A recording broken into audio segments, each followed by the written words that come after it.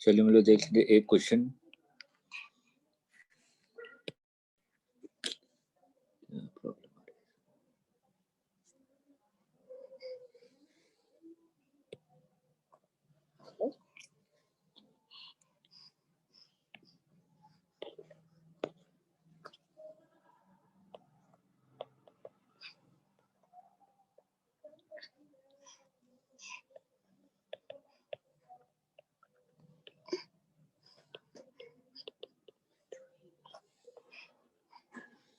देखिए discharging of capacitor बिल्कुल just opposite. ठीक है, याद करने का तरीका क्या, जब हम लोगों ने यहाँ पे चार्जिंग ऑफ कैपेसिटर पढ़ा था तो वहाँ पे देखा था कि Q is equal to Q max 1 minus E to the power minus T upon tau. ठीक है, और करंट क्या पढ़ा था आपने, I is equal to I max E to the power minus T divided by tau. Charging होती जाएगी और करंट की वैल्यू डिक्रीज होती जाएगी। ठीक है, और यहाँ पे जस्ट रिवर्स डिस्चार्जिंग हो रहा है। अगर डिस्चार्जिंग हो रहा है तो Q की वैल्यू डिक्रीज करेगी और करंट की वैल्यू इंक्रीज करेगी। उल्टा सोचिए। ठीक है, बिल्कुल सेम वैसे ही है। तो यहाँ पे अगर हम लोग Q को लिखें तो Q को हम लोग क्या लिखेंगे, जो करंट वहां पे लिखते थे, Q is equal to Q max E to the power minus T upon tau. ये करंट लिखते थे वहां पे, I max E to the power minus T upon tau. यहाँ पे उल्टा। और करंट इज इक्वल टू क्या लिखते थे, करंट को अगर हम लोग देखें, हम लोग क्या कर रहे हैं, यहाँ पे डिस्चार्ज हो रहा है, तो डिस्चार्ज हो रहा है तो मेरे को एक कॉन्सेप्ट तो क्लियर है, क्योंकि यहाँ पे बताइए क्वेश्चन पूछा था ग्राफ का, मेरे को वो ग्राफ समझाना है आपको। तो यहाँ पे अगर मैं करंट को देखूं तो करंट आपका मैक्सिमम है शुरुआत में, जब चार्जिंग के बारे में बात कर रहे थे। ठीक, तो हम लोग करंट को लिखते हैं, तो करंट इज इक्वल टू आपने लिखा current is equal to minus D Q over D T. Minus sign क्यों लिया, क्योंकि चार्ज डिक्रीज हो रहा है टाइम के रेस्पेक्ट में, इसलिए माइनस लिखा है। ठीक, तो I is equal to minus D Q upon D T. Q को आपने लिखा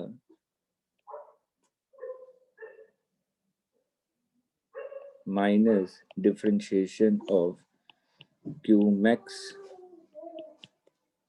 ई to the power minus T upon tau. Clear है, और टाउ को क्या लिख रहे हैं, आर सी। पूरा ले लीजिए, डिफरेंशिएट करके देखिए क्या आ रहा है रिजल्ट। डिफरेंशिएशन आता है आपको, आसानी से कर सकते हैं, बताइए क्या रिजल्ट आ रहा है।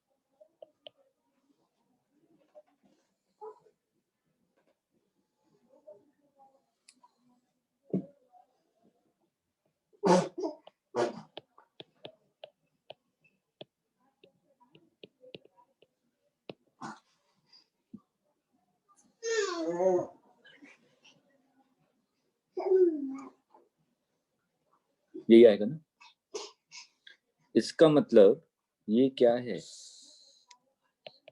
आई मैक्स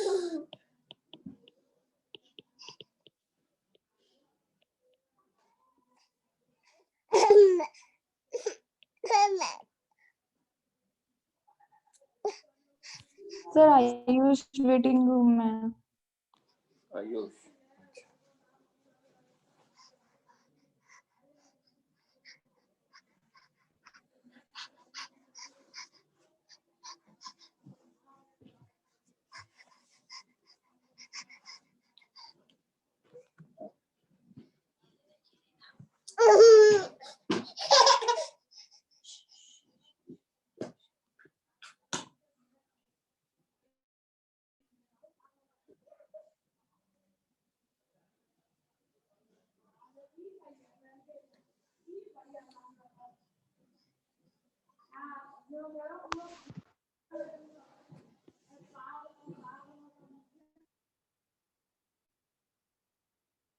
ये क्लियर है।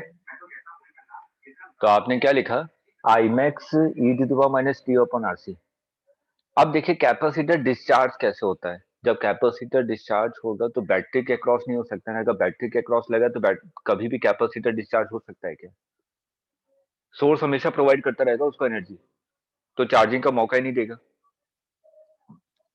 तो देखिए कैपेसिटर डिस्चार्ज कैसे होता है, सिर्फ नॉलेज के लिए बता रहा हूं। आपने पहले बैटरी के अक्रॉस लगाया, कैपेसिटर चार्ज हो गया, ठीक। अब ये इस कैपेसिटर को आपने रेजिस्टेंस के अक्रॉस लगा दिया। अब ये क्या करेगा, डिस्चार्ज होगा, ठीक। मान लीजिए ये पॉजिटिव ये नेगेटिव, तो ये पॉजिटिव ये नेगेटिव, अब ये डिस्चार्ज इस डायरेक्शन में होगा। आ रहा है समझ में? जैसे लॉजिकली सोचिए कैसा हो रहा है। आपने क्या किया, फैन ऑन किया, फैन में लगा रहता है ना कंडेंसर व्हाइट कलर का, ठीक। जब आपने स्विच ऑन किया तो जो कंडेंसर है वो चार्ज हो गया। मिली सेकंड में नहीं लगता है कैपेसिटर को चार्ज होने में। आप ऐसा मत सोचिए कि आपने स्विच ऑन किया तो 1 घंटे के बाद कैपेसिटर चार्ज होगा, नहीं, वो मिली सेकंड माइक्रो सेकंड में चार्ज हो जाता है कैपेसिटर। तो कैपेसिटर चार्ज हो गया, ठीक। कैपेसिटर चार्ज हो गया तो उसमें अब वो करंट विड्रॉ नहीं करेगा सोर्स से, क्योंकि ओपन सर्किट हो गया ना चार्ज होने के बाद, ठीक। अब वो क्या करेगा, लोड, ये जो मैंने आर लगाया हुआ है, आर का मतलब क्या है, फैन, ठीक। वो फैन पे क्या करेगा, पूरी एनर्जी एक बार में देगा, तभी तो इसको एक पुश मिलेगा ताकि वो रोटेट होना स्टार्ट हो जाए। आ रहा है समझ में? तो वो कैपेसिटर डिस्चार्ज होगा फैन को रोटेट करने में, वो पूरी एनर्जी एक बार में दे देगा उसको, तो भैया तुम रोटेट हो जाओ। आ रहा है, ठीक। तो कैपेसिटर आपका रेजिस्टेंस के अक्रॉस डिस्चार्ज होता है, ठीक है। क्वेश्चन जो एग्जाम में पूछा गया वो एलएन और टाइम के बीच में ग्राफ पूछा गया, एलएन आई और टाइम के बीच में। ले लीजिए लॉग दोनों तरफ लॉग लेंगे। इसको मैं कैसे लिख सकता हूं, I divided by I max is equal to E to the minus T upon RC. Log ले लीजिए तो log I minus log I max is equal to minus T upon RC. LN ले रहे हैं एलएन, तभी तो LN ई 1 हो जाएगा, एलएन आई मैक्स। तो देखिए यहां से क्या रिलेशन मिल रहा है, LN I is equal to LN I max minus T divided by RC. ये तो सिंपल एक इक्वेशन होगा, y is equal to M X plus C, है ना? क्या प्रॉब्लम आ रही है इसमें?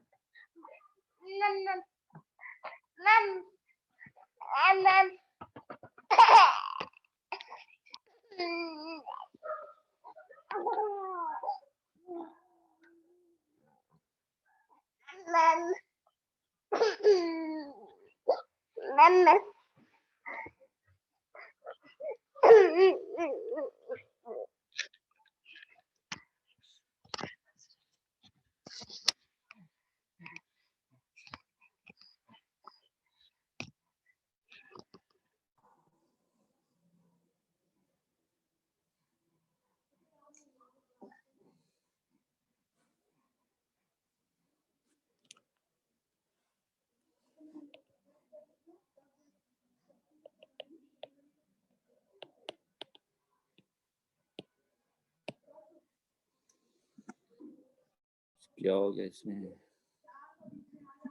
और आपकी क्लास में हो रहा है?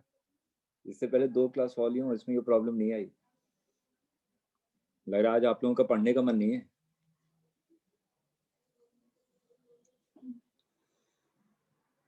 क्यों आर्यन, ऐसा है क्या? नहीं है।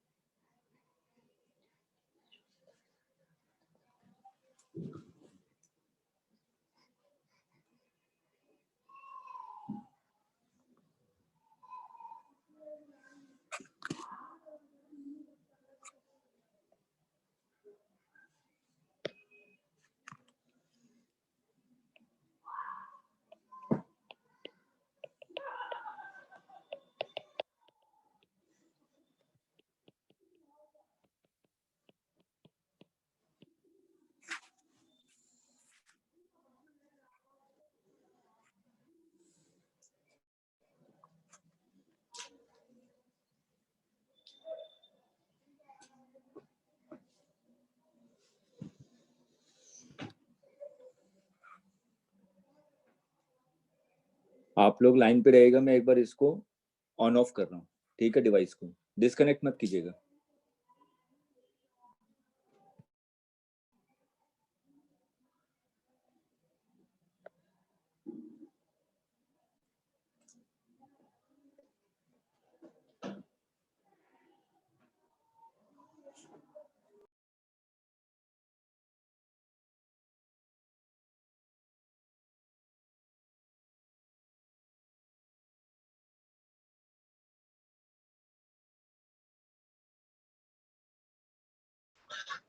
कोई बता दो ये कैसे आया, सर ने कैसे कराता है डिस्चार्जिंग?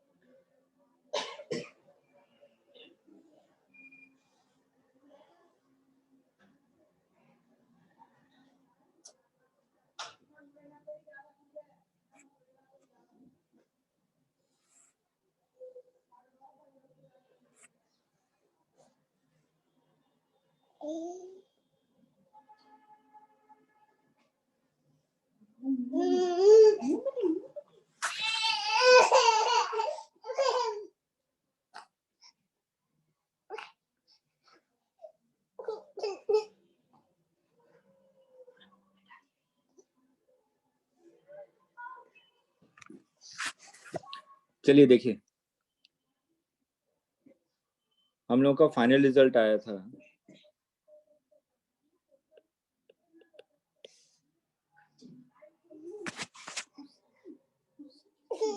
ग्राफ कैसा बनेगा? LNI और टाइम के बीच में, और उसका स्लोप क्या होगा?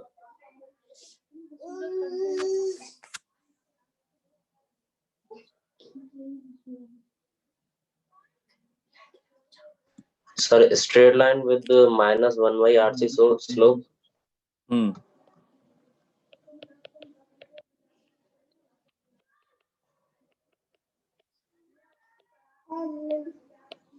तो इसको कंपेयर कीजिए y = mx + c। यहाँ पे जो c है वो क्या है? पॉजिटिव ln Imax, ठीक। और यहाँ पे अगर मैं स्लोप देखूं तो स्लोप क्या है? -1/RC, यही तो स्लोप है। तो LNI और टाइम के बीच में ग्राफ ही होगा। क्लियर है? स्ट्रेट लाइन, नेगेटिव स्लोप, और इसका स्लोप आपको क्या देगा? 1/RC। तो क्वेश्चन में यही पूछा था, ग्राफ दिया हुआ था आपको और आपसे पूछा था कि टाइम कांस्टेंट क्या होगा। निकाल सकते हैं ना टाइम कांस्टेंट। अब स्लोप tan θ आ जाएगा और tan θ को आप 1/RC के इक्वल पुट कर दीजिए। अब यहां से हम लोग क्या समझते हैं? अगर जिसका स्लोप कम होगा उसका टाइम कांस्टेंट ज्यादा होगा कि जिसका स्लोप ज्यादा होगा उसका टाइम कांस्टेंट ज्यादा होगा?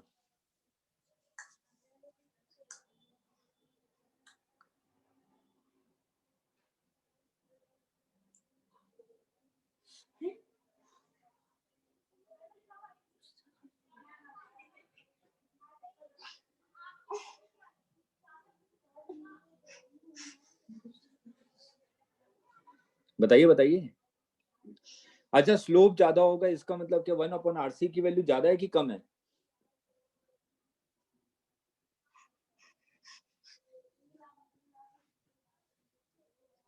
स्लोप की वैल्यू ज्यादा है। मेरे पास दो ग्राफ दे दिया, एक का स्लोप ज्यादा है, एक का स्लोप कम है, तो 1/RC की वैल्यू ज्यादा होगी कि कम होगी? सर ज्यादा होगी। स्लोप ज्यादा है तो 1/RC भी ज्यादा होगा। अब सही में आप लोगों का मैथ्स है ना? स्लोप यहाँ पे क्या है 1/RC माइनस में, तो अगर स्लोप ज्यादा होगा तो 1/RC की वैल्यू क्या होगी, कम या ज्यादा? कम होगी ना, -2 बड़ा होता है कि -3? -2 बड़ा होता है ना। तो अगर स्लोप की वैल्यू ज्यादा होगी इसका मतलब 1/RC की वैल्यू कम होगी, तो टाइम कांस्टेंट ज्यादा होगा।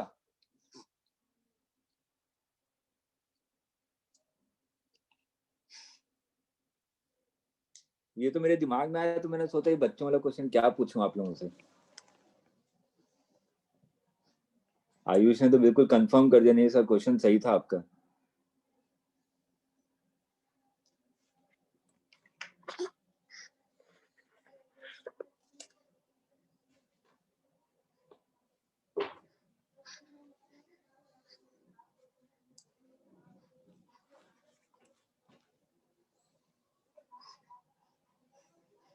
हो गया, ठीक है। चलिए अब हम लोग आ जाते हैं मैग्नेटिज्म में। हमारा ये खत्म हो गया, अब मैग्नेटिज्म स्टार्ट कर रहे हैं। कोई डेरिवेशन नहीं बताऊंगा, ठीक है, फॉर्मूले और उसकी प्रैक्टिस, क्योंकि इतना टाइम नहीं है डेरिवेशन बताने का मेरे पास।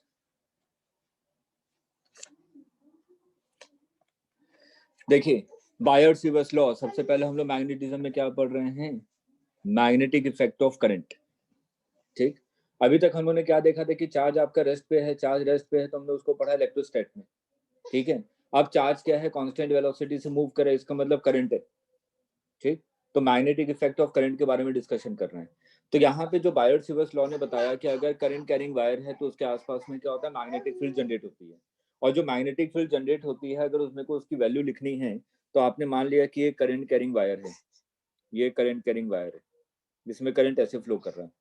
और मैंने कहा कि कोई पॉइंट पी है, बेसिक को समझिएगा ध्यान से तब मैं न्यूमेरिकल करवाऊंगा। ये कोई पॉइंट पी है और मेरे को यहाँ पे क्या लगाना है, आपको मैग्नेटिक फील्ड की वैल्यू फाइंड आउट करनी है। अगर मेरे को मैग्नेटिक फील्ड की वैल्यू फाइंड आउट करनी है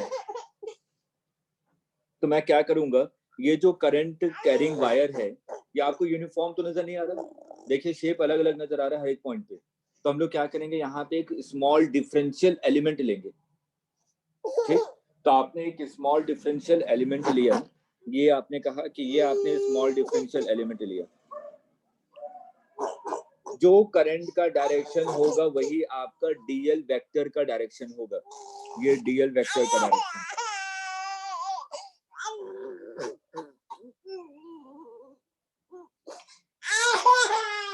एक मिनट,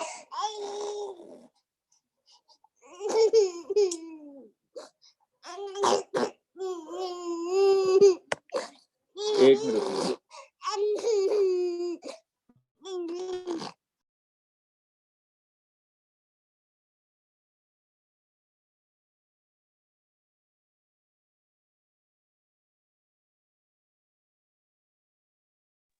आयुष, हाँ भाई। तुमने जो सवाल डाला था वो कोलिजन का टाइम वाला, उसका आंसर क्या है? भाई उसका आंसर पता नहीं, रुक जाओ भेज दूंगा मैं तुम्हें आंसर। ठीक। हुआ क्या तुमसे? नहीं, ऐसा ही सवाल मेरे पेपर में भी आया था, वो तब हुआ भी नहीं था और उसका सॉल्यूशन भी नहीं मिला था। ठीक है, तो मैं इसका सॉल्यूशन भेजता हूँ तुम्हें।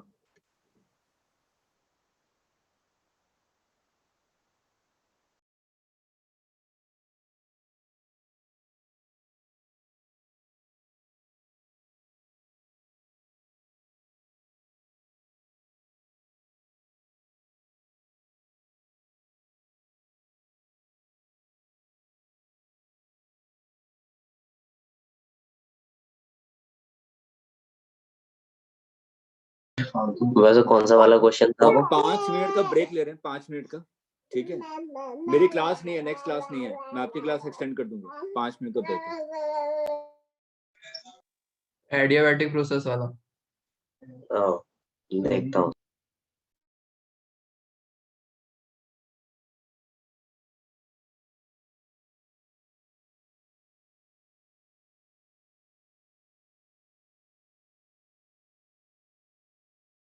सवाल भले ही मत भेज, ये बता दे वो प्रोपोर्शनल किसके होगा टाइम।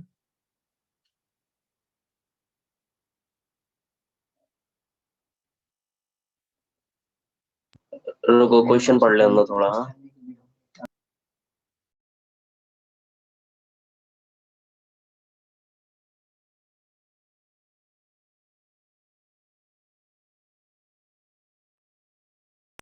भाई ये वाला मुझे भी नहीं आया, तभी तो ग्रुप में डाला था मैंने। ये τ1/τ2। तो इसका आंसर कहीं मिला भी नहीं। भाई सॉल्यूशन तो है, भेज दूंगा मैं सॉल्यूशन तुम्हें। सॉल्यूशन में क्या दिया है? देखना पड़ेगा, रुक जाओ, देखता हूँ, भेजता हूँ मैं तुम्हें। अभी रुको 2 सेकंड।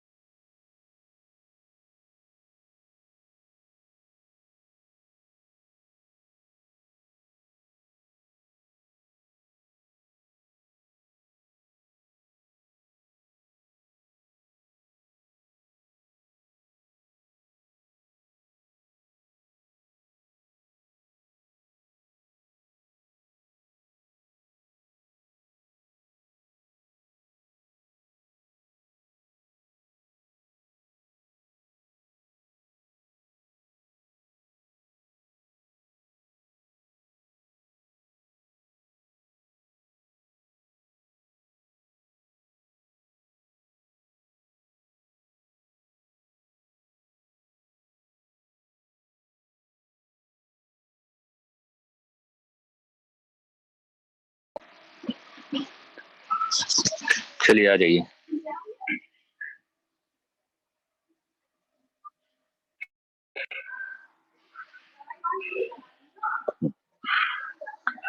देखिए यहाँ पे मैं बोल रहा हूँ कि मेरे को पी पॉइंट पे क्या निकालना है, मैग्नेटिक फील्ड निकालनी है। अब मैं कह रहा हूँ कि पी पॉइंट पे अगर मेरे को मैग्नेटिक फील्ड निकालनी है स्मॉल एलिमेंट डीएल, अगर इसके कारण मैं मैग्नेटिक फील्ड निकालूं तो मैग्नेटिक फील्ड निकालने का तरीका क्या है। यहाँ से मैं क्या करूंगा, एक आर वेक्टर ड्रॉ करूंगा, मतलब ये है पोजीशन वेक्टर। आर वेक्टर ऐसे लिखते हैं, ये जो पोजीशन वेक्टर है और जो डीएल वेक्टर है, इन दोनों के बीच में एंगल कितना है, थीटा। तो इस स्मॉल एलिमेंट डीएल के कारण जो यहाँ पे मैग्नेटिक फील्ड होगी dB will be equal to mu naught I divided by 4 pi dl cross r। dl cross r कीजिए, बताइए इसका डायरेक्शन क्या आ रहा है,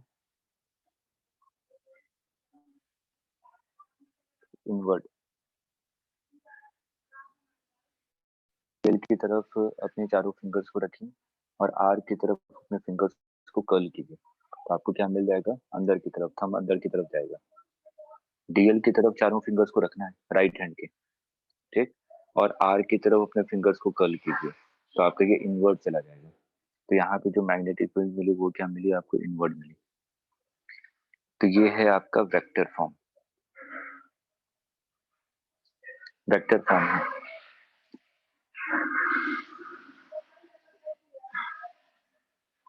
लेकिन हम लोग जो यहाँ पे मैग्नेटिक फील्ड निकालेंगे, डायरेक्शन आपको आना चाहिए निकालना।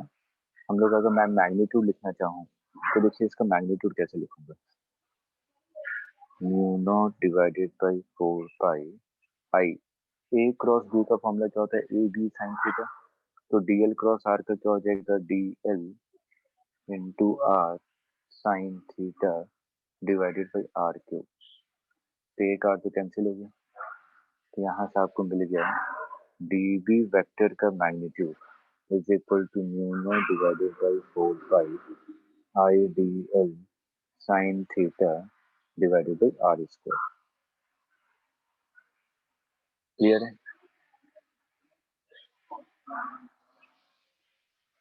चलिए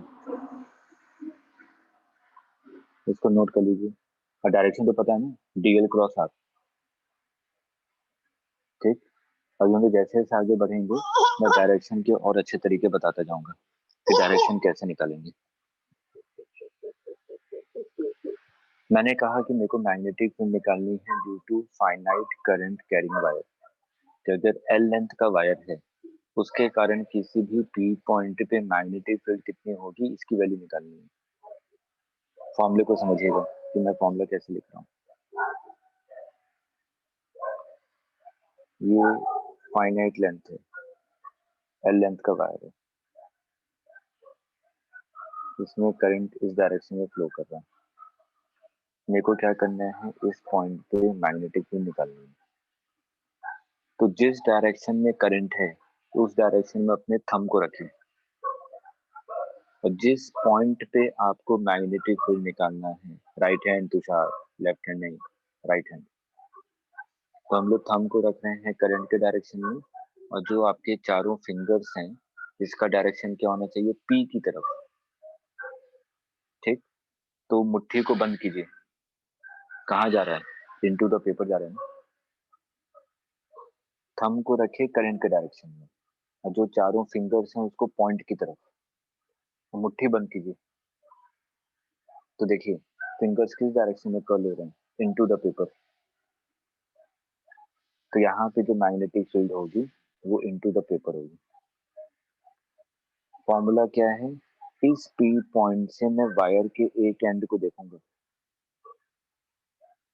मैंने कहा ये एंगल कितना है, theta 1।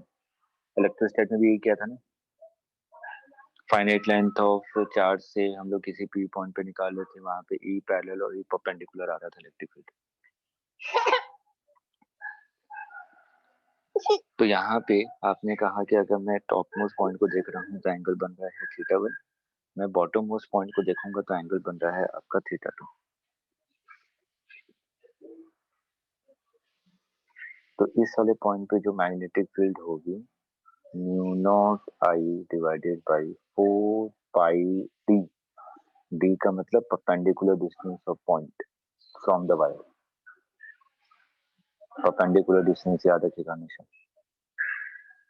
Sine theta 1 plus sine theta 2,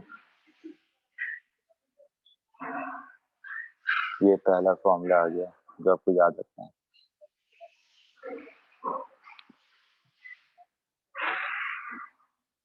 एक क्वेश्चन है, फटाफट आप लोग आंसर बताएंगे। ये वायर है, इसमें आई करंट फ्लो हो रहा है।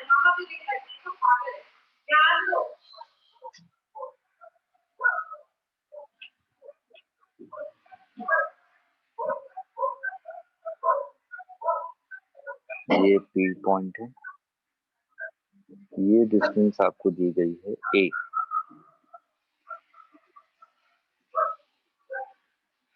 ये एंगल है 30 डिग्री, और इसके टॉप मोस्ट को देख रहे हैं, ये एंगल है, ये वाला एंगल भी कितना है, 30 डिग्री। तो find magnetic field eight point P.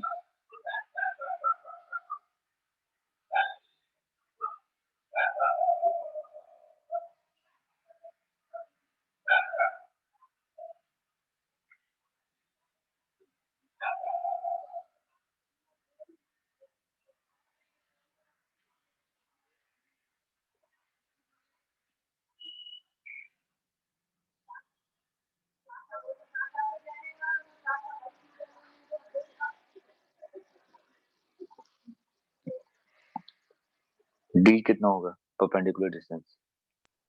√3a/2।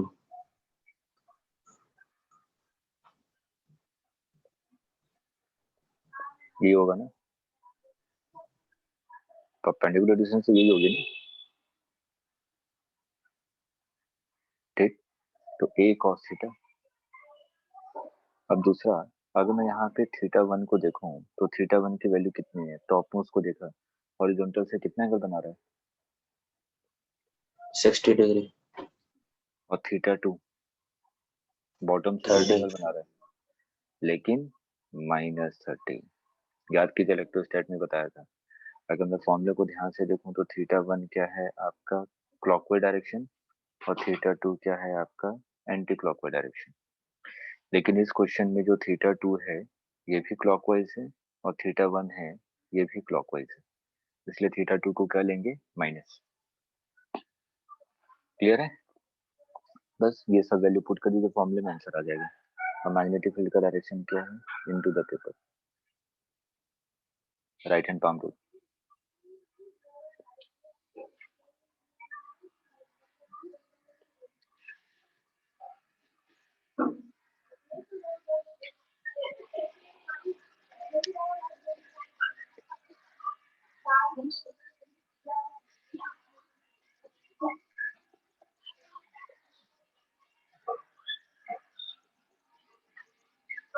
सब क्वेश्चन आपके एग्जाम में आए हैं।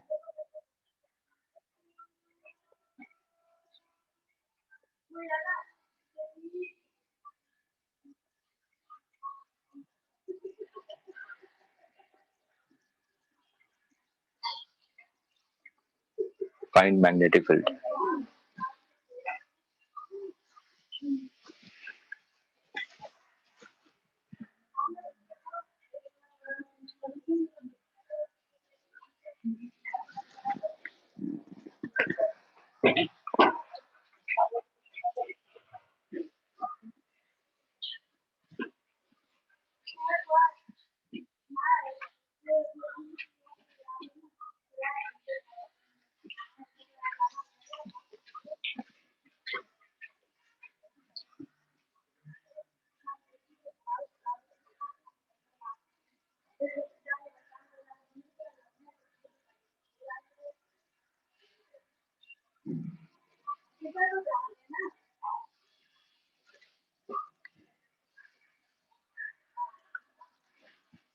देखिए डी निकालने के लिए मेरे को वायर को एक्सटेंड करना पड़ेगा, क्योंकि पॉइंट से किसी भी लाइन पे परपेंडिकुलर डिस्टेंस ये होगी ना डी।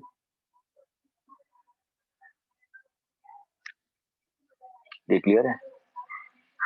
अब मेरे को ए दिया हुआ है, अगर ए दिया हुआ है तो डी की वैल्यू क्या होगी? ये एंगल 30 डिग्री, ध्यान से सुनिएगा।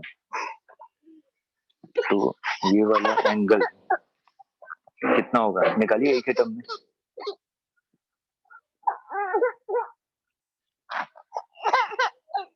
एक ही टर्म में निकालिए।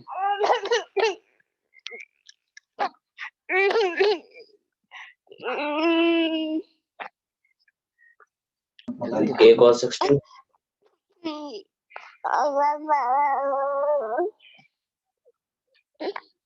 पिटाई करूं क्या? a cos 30। Sir a cos हाँ 30, a cos 30। सही है, ये 30 तो ये भी 30, ये 30 तो ये भी 30, तो डी इज इक्वल टू क्या हो जाएगा? ए कॉस 30। θ1 और θ2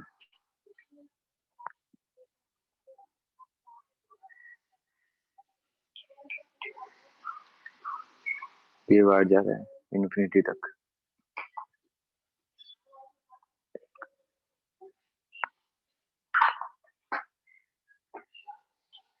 θ1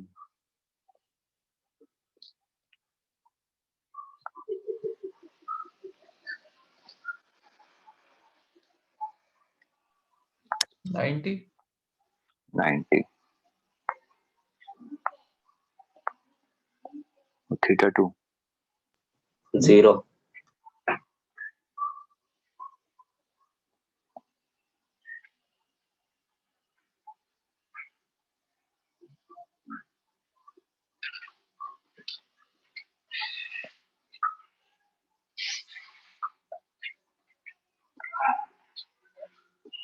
नहीं आया, अभी पिछला क्वेश्चन करवाया। -30 समझ में आया। जो डी है ना, डी परपेंडिकुलर लाइन, हमेशा एंगल वहां से मेजर करना है। ये बेसिक कॉन्सेप्ट को ध्यान में रखिए। तो यहाँ पे अगर मैं बॉटम पॉइंट यहाँ पे देखूं तो ये थीटा, देखिए क्या है, थीटा 2 क्या है, बॉटम पॉइंट को देखूंगा तो ये देखिए क्लॉकवाइज डायरेक्शन है ना। अगर मैं यहाँ पे देखूं तो ये कितना है, यहाँ से ये एंगल 90 डिग्री बन रहा है ना। तो थीटा 1 तो 90 डिग्री है और थीटा 2 क्या है, ये भी क्लॉकवाइज डायरेक्शन में, इसलिए -30। अब तो हो गया क्वेश्चन सॉल्व, वैल्यू पुट करनी है बस फॉर्मूले में। नेक्स्ट। सर इस क्वेश्चन में हम ये जो वायर है इसका कंपोनेंट ही ले लें कि I cos 30 और I sin 30, तो नहीं हो पाएगा? कभी भी करंट का कंपोनेंट नहीं लेते, इस चीज का ध्यान रखिएगा, क्योंकि एक दो जगह बुक में दिया हुआ है, ठीक है, जब क्वेश्चन सॉल्व करते हैं तो करंट के कंपोनेंट से निकाल देते हैं, लेकिन वो बिल्कुल गलत कॉन्सेप्ट है। वो आंसर मैच कर गया उस पर्टिकुलर क्वेश्चन में, लेकिन हर एक क्वेश्चन में नहीं मैच करने वाला, इसलिए वो ऐसा कोई तरीका बताऊंगा ही नहीं जिसमें कंडीशन आ जाए कि यहाँ पे अप्लाई करना, यहाँ पे अप्लाई नहीं करना। हम लोग वो मेथड सीख रहे हैं जो हर जगह अप्लाई कर सकते हैं। चलिए, इनफाइनाइट वायर की वजह से कितना होगा,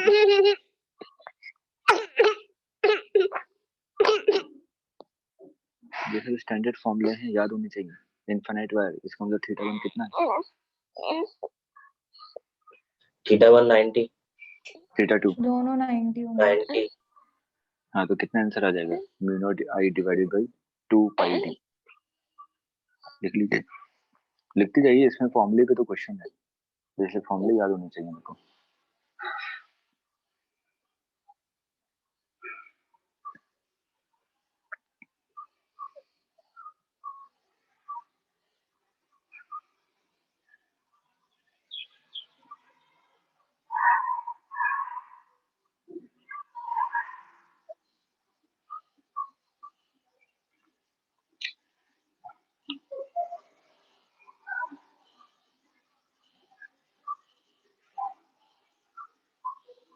एग्जाम का क्वेश्चन पूछ रहा हूँ, गलती नहीं होनी चाहिए। एक वायर है जिसमें करंट अंदर की तरफ जा रहा है, इनफाइनाइट वायर। एक और वायर है जिसमें करंट अंदर की तरफ जा रहा है, इनफाइनाइट वायर है। इन दोनों के बीच की डिस्टेंस सेंटर से 3 मीटर है।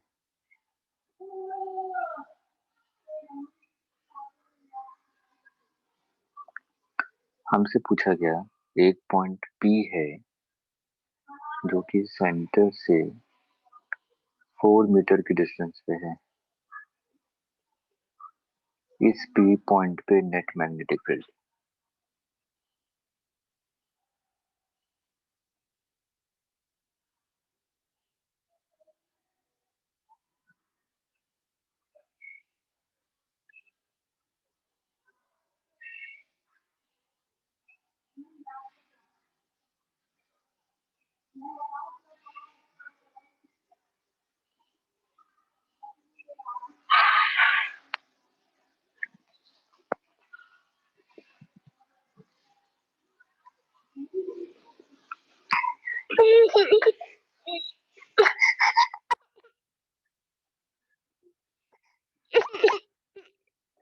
Sir μ0/4 pi 2√2 I।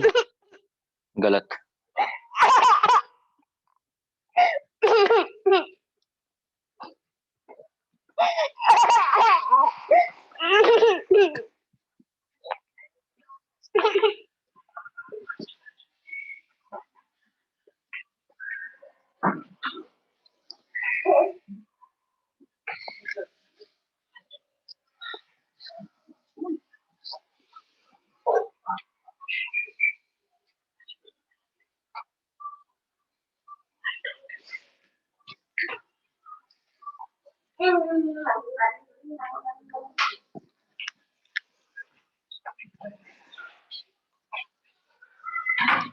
इस क्वेश्चन का इंपॉर्टेंट मार्क कीजिएगा और ध्यान से समझिए।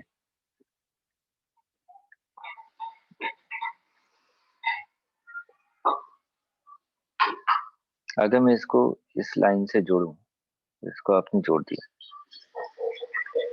तो ये देखिए ये एंगल कितना हो जाएगा 53, है ना? ठीक है, ये एंगल हो गया आपका 37। अब इसको मैं ए मान लेता हूँ। ए वायर की वजह से जो मैग्नेटिक फील्ड होगी पी पॉइंट पे, ठीक है, ध्यान से समझिएगा कैसे लिखते हैं हम लोग। अपने थंब को रखिए करंट के डायरेक्शन में, थंब को रखिए करंट के डायरेक्शन में, ठीक, और चारों फिंगर्स को रखिए पी की तरफ। तो जो पाम का डायरेक्शन है ना, जो पाम का डायरेक्शन है वो मैग्नेटिक फील्ड का डायरेक्शन है। थंब को कहाँ रखना है? करंट के डायरेक्शन में, ध्यान से सुनिए। थंब को रखिए करंट के डायरेक्शन में और अपने चारों फिंगर्स को रखिए पी पॉइंट की तरफ। तो जो पाम का डायरेक्शन आएगा वो मैग्नेटिक फील्ड का डायरेक्शन है। तो देखिए मैग्नेटिक फील्ड आपको इस डायरेक्शन में मिल रही है।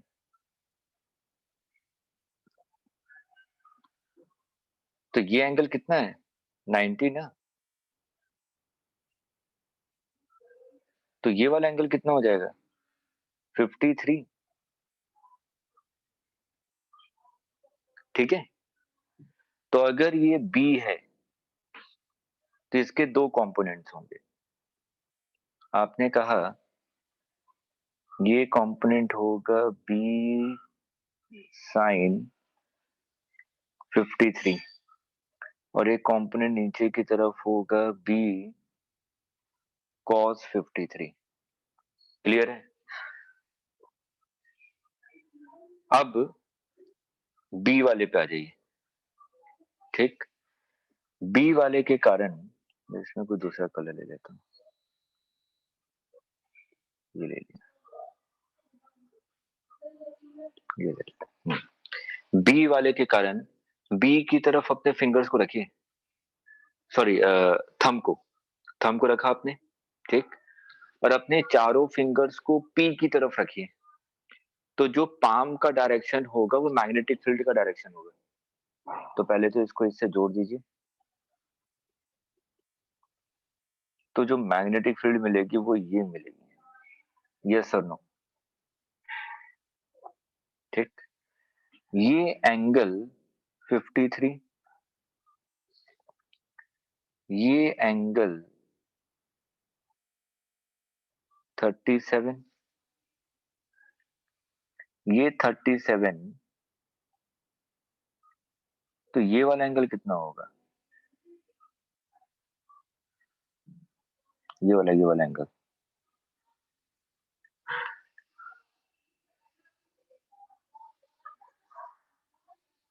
ये भी 37 होगा ना? ये वाला एंगल कितना है? 90। उसमें से ये वाला एंगल माइनस कर दिया 37, तो ये 53 हो जाएगा।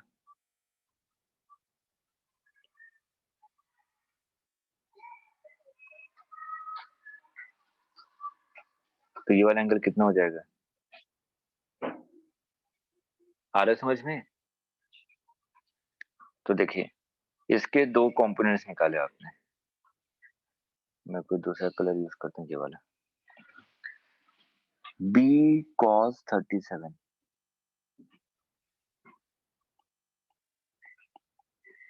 और एक बी साइन 37। क्वेश्चन बहुत इजी था, बस यहाँ पे कंपोनेंट्स आपको सही से ब्रेक करने हैं बस। बी साइन 37, साइन 37 की वैल्यू 3/5, बी कॉस 53, कॉस 53 की वैल्यू 3/5। तो ये वाला कंपोनेंट और ये वाला कंपोनेंट कैंसिल हो गया, वर्टिकल कंपोनेंट। सिर्फ और सिर्फ क्या बचा? Horizontal component. और हॉरिजॉन्टल कंपोनेंट की वैल्यू कितनी है? 2b cos 37। तो ये कितना आ जाएगा? 2b का मतलब इनफाइनाइट वायर है, तो इनफाइनाइट वायर के लिए कितना होता है? Mu naught I divided by 4 2 pi D, mu naught I divided by 2 pi D कितना है? 5 मीटर इंटू cos 37। 4/5, तो ये आ गया, ये 2 कैंसिल हो गया, 4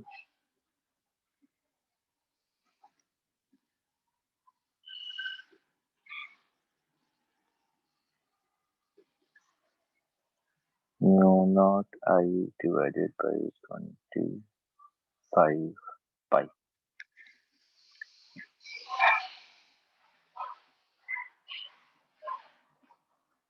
क्लियर है ना?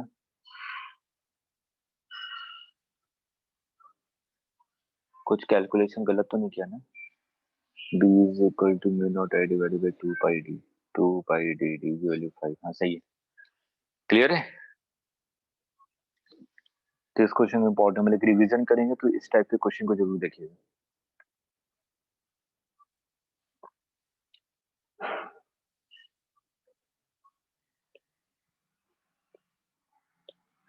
नेक्स्ट क्वेश्चन, इनफाइनाइट वायर है, करंट ऐसे जा रहा है, इनफाइनाइट वायर है, करंट ऐसे आ रहा है, ये एंगल अल्फा है और इसके एंगल बाइसेक्टर पे एक पॉइंट है P, जो कि यहाँ से कितनी दूरी पे है D, एंगल बाइसेक्टर है α/2, find magnetic field at P, magnetic field निकालना है P पॉइंट पे।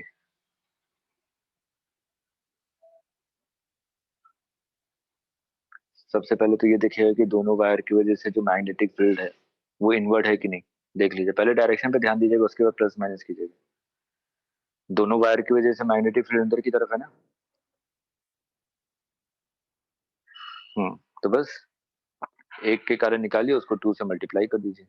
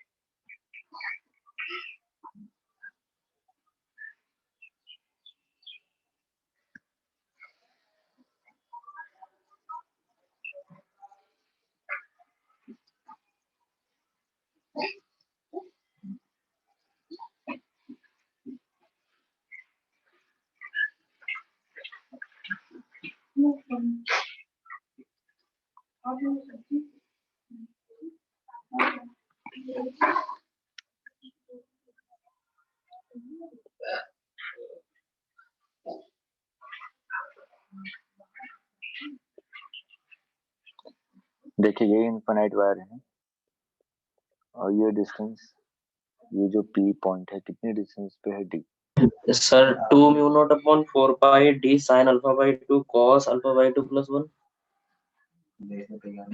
हाँ सही है। तो देखिए इस वाले पॉइंट पे आऊं तो यहाँ पे सबसे पहले मेरे को परपेंडिकुलर डिस्टेंस चाहिए ना, ये परपेंडिकुलर डिस्टेंस कितनी हो जाएगी, D sin α/2, मेरा परपेंडिकुलर डिस्टेंस निकल गया। और दूसरा है θ1 θ2, तो यहाँ से अगर मैं θ1 देखूं तो ये है, θ1 की वैल्यू कितनी है 90 माइनस α/2, और θ2 क्या हो गया, तो इन्फिनिटी पे है ना, तो θ2 कितना हो जाएगा 90 डिग्री। ठीक, तो हम लोग फॉर्मूले में पुट करेंगे, तो मैग्नेटिक फील्ड निकालेंगे mu naught I divided by 4 pi d, perpendicular distance कितना है D sine α/2, under bracket sine θ1 plus sine θ2, sine θ2 कितना है 90 डिग्री तो 1, और साइन θ1 कितना है 90 माइनस α/2। आगे समझ में, ये तो एक वायर की वजह से निकाला, 2 वायर है ना, तो इंटू 2 कर दिया, और दोनों का डायरेक्शन सेम है इसलिए। क्लियर है?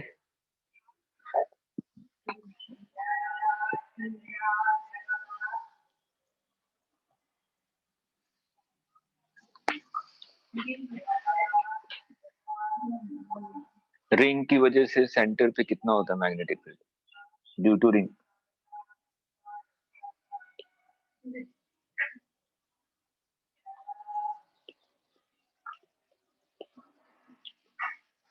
ये रिंग है, इसमें करंट आई फ्लो कर रहा है, इसकी वजह से सेंटर पे मैग्नेटिक फील्ड।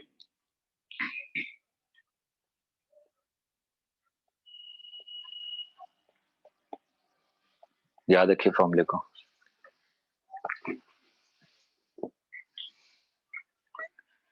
इसमें एक तरीका और सीखेंगे हम लोग, डायरेक्शन निकालने का मैग्नेटिक फील्ड। अगर करंट लूप में फ्लो कर रहा है, जैसे ये एक सर्कुलर लूप है ना, अगर करंट लूप में फ्लो कर रहा है तो हम लोग राइट हैंड कर्ल रूल लगाते हैं। जिस डायरेक्शन में करंट फ्लो कर रहा है उस डायरेक्शन में फिंगर्स को कर्ल कीजिए। थंब कहाँ जा रहा है? आउटवर्ड, है ना? तो मैग्नेटिक फील्ड का डायरेक्शन क्या हो जाएगा? आउटवर्ड। इसको लिख लीजिए, छोटे छोटे पॉइंट्स हैं, इसको याद रखिएगा, क्योंकि पूरे मैग्नेटिज्म में सिर्फ डायरेक्शन ही है जिसमें घूम जाता है सर। तो अगर लूप में करंट फ्लो कर रहा है तो हम लोग यूज करेंगे राइट हैंड कर्ल रूल। जिस डायरेक्शन में करंट फ्लो कर रहा है उस डायरेक्शन में फिंगर्स को कर्ल करेंगे, और जो थंब का डायरेक्शन है वो मेरे को मैग्नेटिक फील्ड का डायरेक्शन देगा।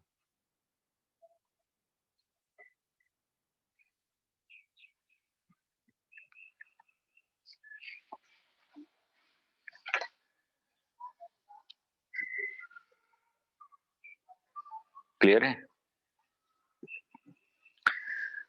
तो इसको देखिए कैसे हम लोग किसी पर्टिकुलर आर्क के लिए निकाल सकते हैं। यहाँ पे थीटा कितना है? 2 पाई आर, सॉरी 2 पाई, है ना? तो मैंने कहा कि 2 पाई के लिए कितना मैग्नेटिक फील्ड है? Mu naught I divided by 2 R. तो 1 रेडियन के लिए कितना होगा? Mu naught I divided by 2 pi R into 1/2 pi. तो थीटा के लिए कितना होगा? Into theta, unitary method.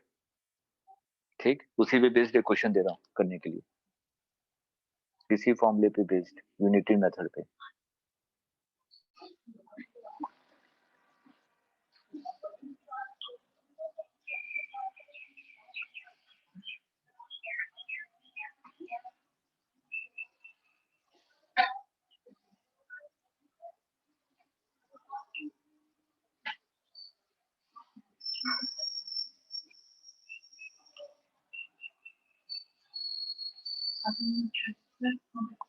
Magnetic field eight point P.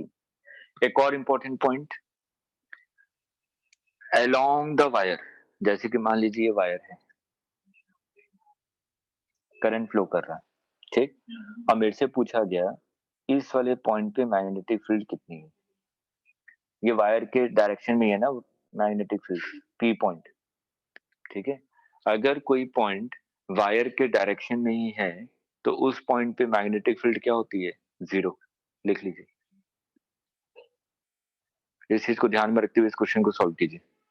आपको क्या निकालना है? Magnetic field eight point P.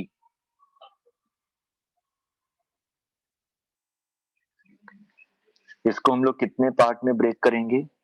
पहला पार्ट, दूसरा पार्ट, तीसरा पार्ट और चौथा पार्ट। हर एक पार्ट की वजह से मैग्नेटिक फील्ड निकालिए पी पॉइंट पे, और हर एक के कारण आप लोग क्या करेंगे? डायरेक्शन के हिसाब से ऐड कर दीजिए। Sir mu naught I upon 8 pi, 8 only. क्या? Mu naught I divided by 8 R. हाँ सही है। Direction sir outward to the paper, मतलब बाहर आती हुई। नहीं सर, गलत है। अंदर जाते हुए सर। सही है।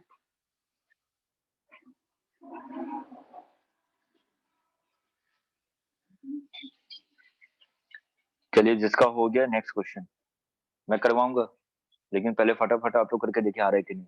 फॉर्मूला पता है?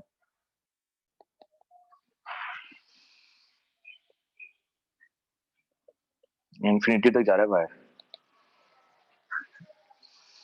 सेंटर पे निकालना है आपको, जिसका रेडियस आर है, करंट ऐसे फ्लो कर रहा है आई।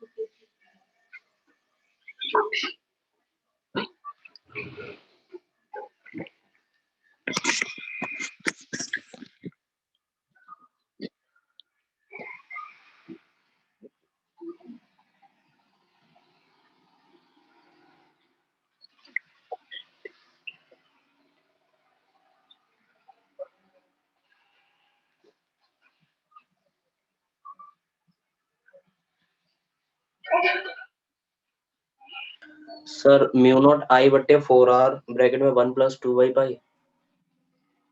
हाँ चलिए सबसे पहले वाले क्वेश्चन पे आते हैं। इस वाले क्वेश्चन में पहले वाले के कारण कितना होगा मैग्नेटिक फील्ड?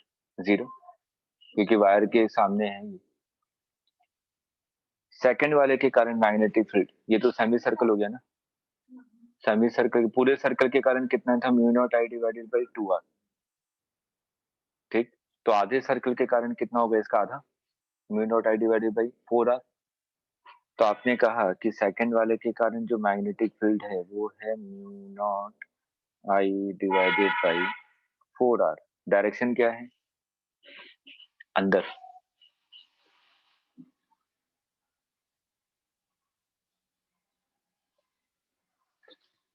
करंट के डायरेक्शन में फिंगर्स को कर्ल कीजिए, जो थंब का डायरेक्शन वो क्या देगा? मैग्नेटिक फील्ड का। थर्ड के कारण मैग्नेटिक फील्ड 0, क्योंकि उसी अलोंग द लाइन है। फोर्थ के कारण, फोर्थ भी एक सेमी सर्कल है, तो सेमी सर्कल के कारण कितना होगा?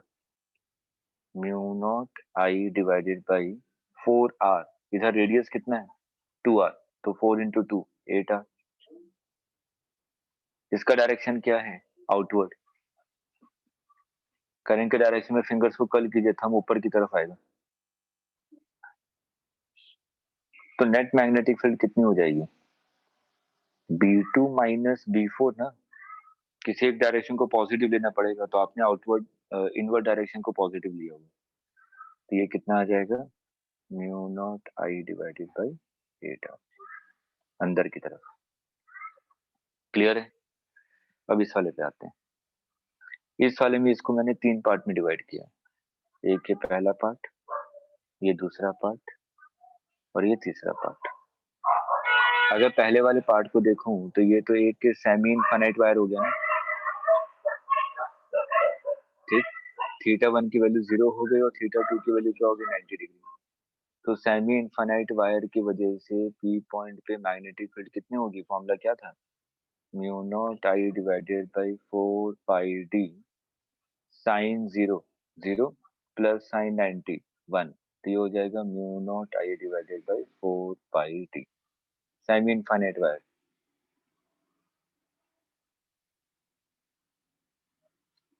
सेमी इनफाइनाइट का मतलब जैसे ये वायर है इन्फिनिटी तक जा रहा है, मेरे को इस पॉइंट पे निकालना है जहां से वायर स्टार्ट हुआ। ठीक है, और ये डिस्टेंस कितनी है? d। तो देखिए 1 की वजह से क्या होगा? मैग्नेटिक फील्ड का डायरेक्शन इनवर्ड, और 2 की वजह से मैग्नेटिक फील्ड का डायरेक्शन इनवर्ड, और 3 की वजह से भी मैग्नेटिक फील्ड का डायरेक्शन इनवर्ड। पी पॉइंट पे निकालना है आपको, ये पी पॉइंट है। तो पहले वजह की फर्स्ट की वजह से मैग्नेटिक फील्ड कितनी है, mu naught I divided by 4 pi D, यहाँ पे डी कितना है, आर। और थर्ड वाले के कारण भी कितनी है magnetic field, mu naught I divided by 4 pi are.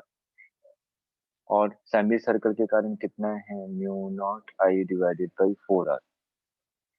सबको ऐड कर दीजिए तो बी नेट आ जाएगा, mu naught I divided by 2 R, sorry, mu naught I divided by 4r plus mu naught I divided by 2r, ये होगा ना net. Clear है? इन दोनों को ऐड कर दिया, 2 पाई r, 2 पाई r, ठीक है।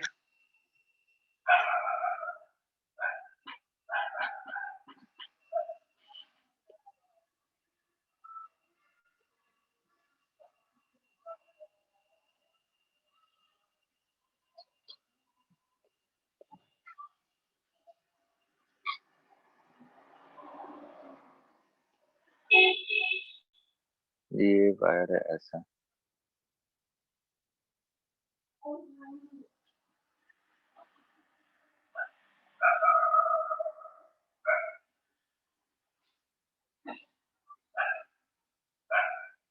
जिस पॉइंट पे निकालना है जिसकी डिस्टेंस r है। अब ये 3 डायमेंशन फिगर चला गया, थोड़ा डायरेक्शन का ध्यान रखिएगा बस।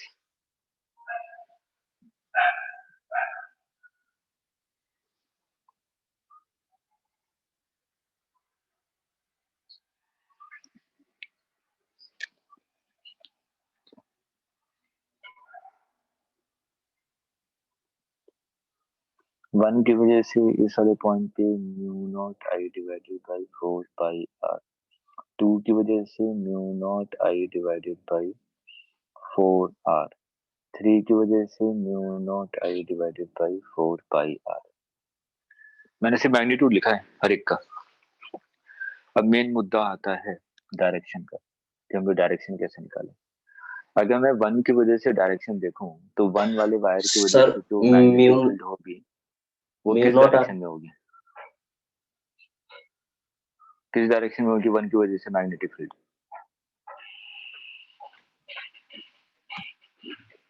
नीचे की तरफ ना, minus Y axis, along Z axis है वायर। तो अगर मैं थंब रखूं जेड एक्सिस के अलोंग, तो अगर फिंगर्स का डायरेक्शन कहाँ आ रहा है, नीचे की तरफ, देखिए करके देखिए। थंब को रखिए करंट के डायरेक्शन में और फिंगर्स को रखिए पी पॉइंट की तरफ, तो पाम का डायरेक्शन देखिए नीचे जा रहा है।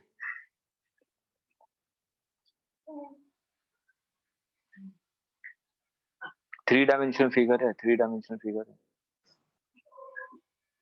Sir mu naught I upon 4r root में 1 प्लस 1 अपॉन 4 पाई स्क्वायर। हाँ, वेक्टर फॉर्म में ही बता दीजिए।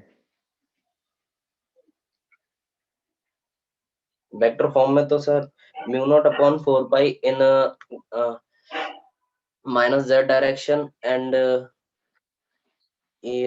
One mu naught upon 2 pi R in minus Y direction.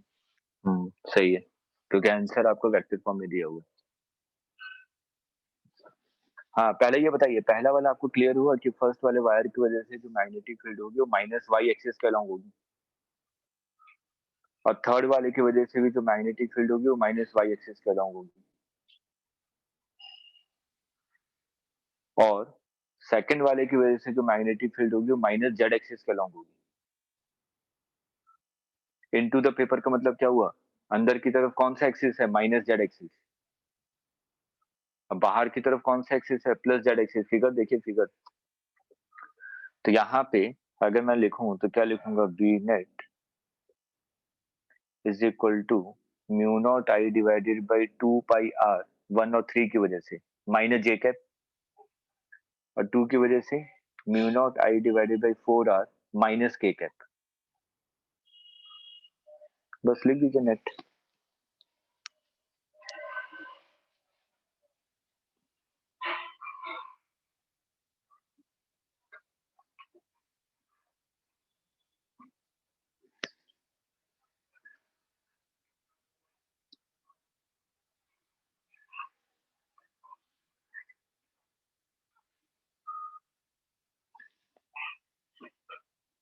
क्या जी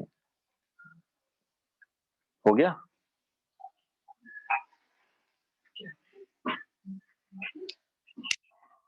गलती मत कीजिएगा, नेक्स्ट क्वेश्चन दे रहा हूँ।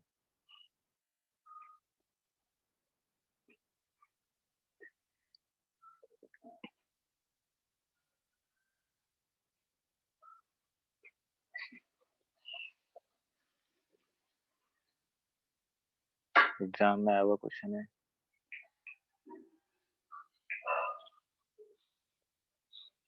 करंट फ्लो कर रहा है, स्पाइरल है, ठीक।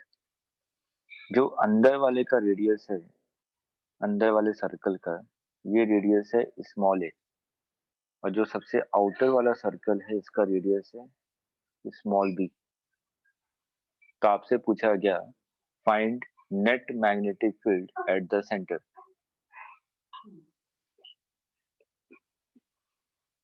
टोटल नंबर ऑफ टर्न्स दिए हुए हैं, total number of turns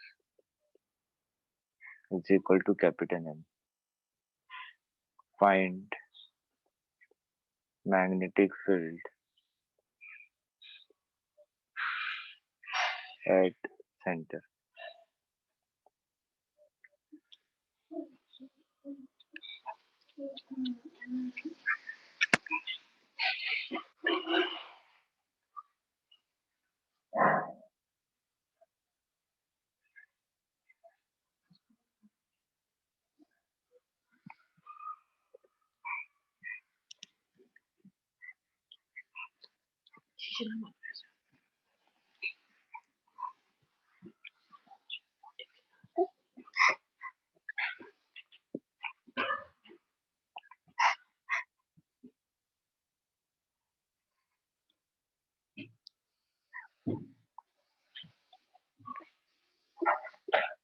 small differential element मानिए, उसकी वजह से सेंटर पे निकालिए, उसके बाद इंटीग्रेट कीजिए।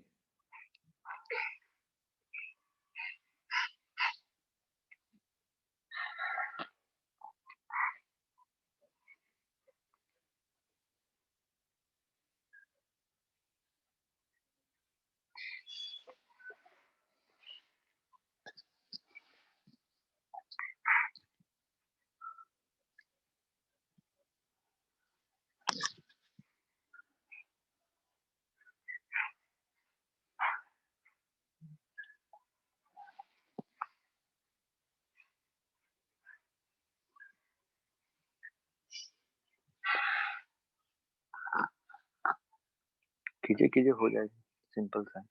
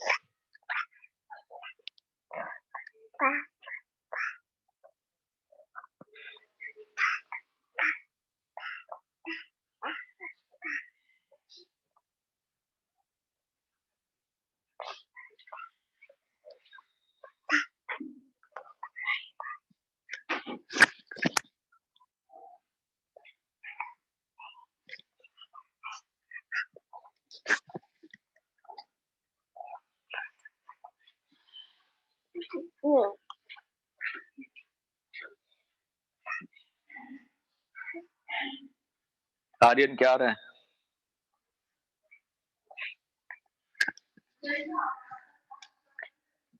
अरे सिंपल क्वेश्चन है, कॉम्प्लिकेटेड नहीं है। मेरा तो अजीब सा आ रहा थोड़ा। अच्छा आयुष, सर मेरा तो mu naught I upon 4a two की power n minus 1 upon 3 two की पावर n माइनस 1। इतनी सारी मैथ्स कहाँ से लगा देते हैं? सर जो पहले का रेडियस होगा वो दूसरे के लिए मतलब उसका डबल दूसरे के लिए टाइम मीटर होगा, ये लगा दिया मैंने जीपी बना के। ये किसने कहा? किसने कहा? मैंने कहीं पे क्वेश्चन में दिया है क्या कि डबल है ट्रिपल है जो लगा रहे हैं?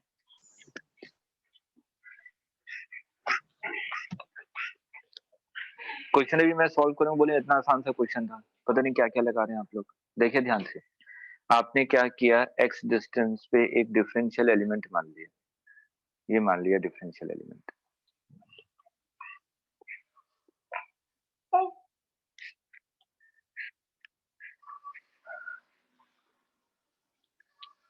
एक्स डिस्टेंस पे ये मान लिया छोटा सा एलिमेंट।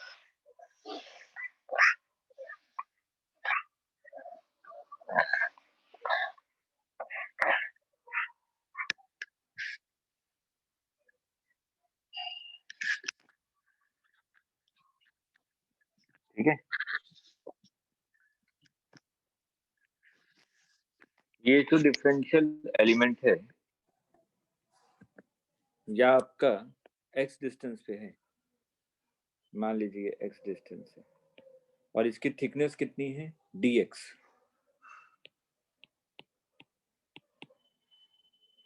ठीक, इस dx थिकनेस में कितने नंबर ऑफ टर्न्स होंगे? यूनिटी मेथड क्या कहता है कि जो n नंबर ऑफ टर्न्स हैं वो कितने में फैले हुए हैं, b माइनस ए तक है ना n नंबर ऑफ टर्न्स। ध्यान से देखिए, b माइनस ए तक ही तो है n नंबर ऑफ टर्न्स, मतलब कि n नंबर ऑफ टर्न्स यहां से स्टार्ट हो रहा है ना, यहां से लेके यहां तक, इतनी दूरी में कितने नंबर ऑफ टर्न्स हैं, n। ये दूरी है कितनी, b माइनस ए। ठीक, तो पर यूनिट कितना हो जाएगा, n divided by b minus A. ds thickness में कितना होगा, इनटू dx, यूनिटी मेथड। ठीक, तो आपने कहा इस ds थिकनेस में कितने नंबर ऑफ टर्न्स होंगे, n divided by b minus A into dx। इसको स्मॉल n लिख रहा हूं थोड़ी देर के लिए। ठीक, अब small magnetic field mu naught I divided by 2 pi R, एक रिंग के सेंटर में mu naught I divided by 2 pi R, R का मतलब एक्स, और इसके अंदर कितने रिंग्स हैं ऐसे, स्मॉल एन, ये तो है डीएस थिकनेस में इतने नंबर ऑफ रिंग्स हैं, तो इसको क्या करेंगे, N divided by B minus A into dx। आया समझ में, ये क्लियर है? एक रिंग की वजह से कितना है, mu naught I divided by 2 pi x.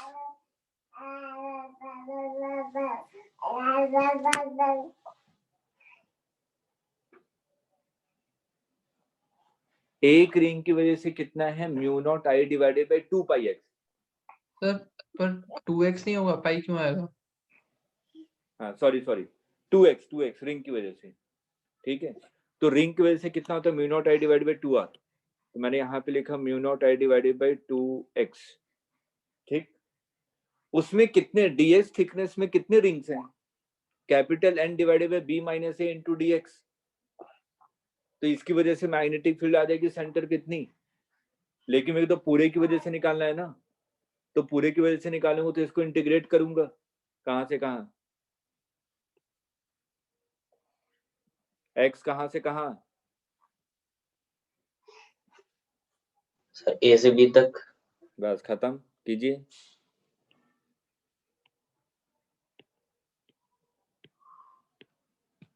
निकालिए कितना आ रहा है,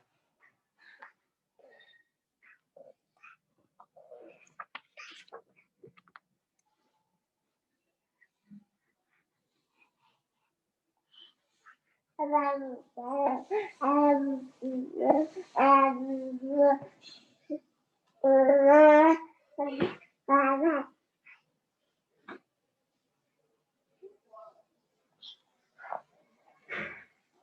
गया? क्वेश्चन एग्जाम में पूछा हुआ ही। नेक्स्ट सर यहाँ पे ये डिफरेंशियल एलिमेंट कैसे मान सकते हैं हम? ये तो कहीं किसी जगह हॉलो भी होगा, कहीं कुछ और भी होगा।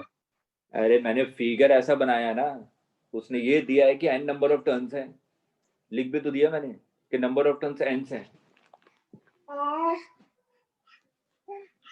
मैंने कह दिया 1,00,000 टर्न्स हैं, तो ओके सर, तभी तो समझ dx गया। एलिमेंट ले रहा हूँ। ठीक है, नेक्स्ट है आपका magnetic field on the axis of current carrying ring. लिखिए, magnetic field on the axis of current carrying ring. मैं डायरेक्ट फॉर्मूला लिख रहा हूं।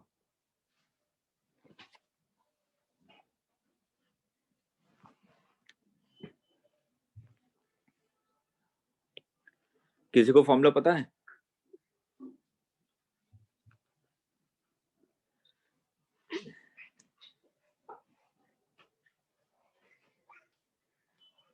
ये देखिए, सर ये रिंग है जिसमें करंट मान लीजिए ऐसे फ्लो कर रहा है। इसके एक्सिस पे कोई पॉइंट P है जो कि यहां से x डिस्टेंस पे है, और इसका रेडियस क्या है r। इस पॉइंट पे जो मैग्नेटिक फील्ड होगी वो होगी आपकी mu naught I r square divided by 2r square x square 3/2। Direction क्या होगा? मैंने बताया था किसी भी लूप में अगर मेरे को निकालना है तो हमेशा राइट हैंड कर्ल रूल लगाऊंगा। जिस डायरेक्शन में करंट फ्लो करे उस डायरेक्शन में फिंगर्स को कर्ल कीजिए। अगर कर्ल करेंगे तो थंब क्या हो जाएगा, अलोंग द एक्सिस आ जाएगा ना। तो इस वाले पॉइंट पे जो मैग्नेटिक फील्ड होगी इस डायरेक्शन में होगी। अगर मैं इस वाले पॉइंट पे पूछूं तो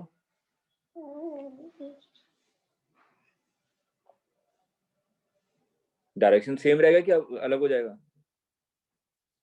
सेम रहेगा। ठीक है, क्योंकि रिंग वाला केस जब हम लोग इलेक्ट्रोस्टैट में देख रहे थे तो जब राइट हैंड साइड में जा रहे थे तो इलेक्ट्रिक फील्ड आपकी राइट हैंड साइड में थी, और जब लेफ्ट हैंड साइड में जा रहे थे तो इलेक्ट्रिक फील्ड आपकी लेफ्ट हैंड साइड में थी।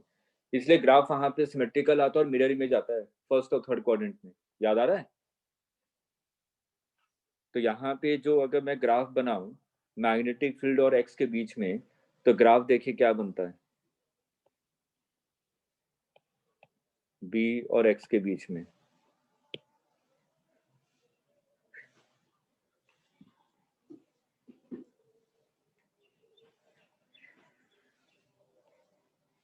ये ऐसा कुछ मैग्नेटिक फील्ड मैक्सिमम कहाँ पे होती है? सेंटर पे।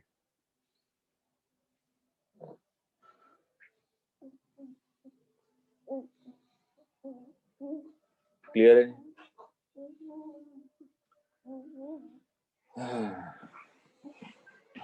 लिखिए, properties of magnetic field lines. Properties of magnetic field lines. First point, magnetic fields come out from north pole and goes in south pole। North pole से निकलती है और साउथ पोल की तरफ जाती है। and inside the magnet it travels from south to north।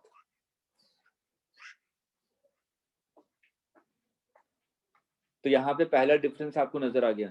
पहला difference क्या कि जो इलेक्ट्रिक फील्ड्स होती हैं वो क्लोज लूप नहीं बनाती कभी भी, लेकिन मैग्नेटिक फील्ड आपकी क्लोज्ड लूप बनाती है। जैसे कि मैंने कहा कि ये नॉर्थ पोल है, ये मैग्नेट है, ये नॉर्थ पोल है, ये साउथ पोल है। तो जो मैग्नेटिक फील्ड लाइंस होंगी वो क्या होंगी, नॉर्थ से साउथ की तरफ बाहर, और अंदर में कैसे होंगी, साउथ से नॉर्थ की तरफ। ये पहला लाइन बताया मैंने, क्लियर है?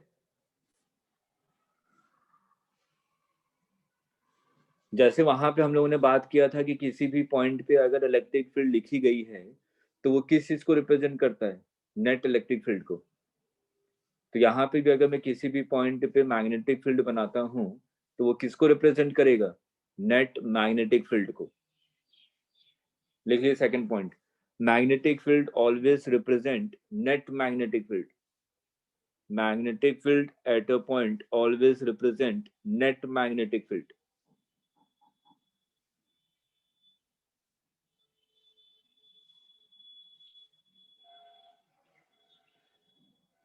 याद कीजिए, मैंने कहा था कि ये इलेक्ट्रिक फील्ड है, मान लीजिए ये इलेक्ट्रिक फील्ड का डायरेक्शन है।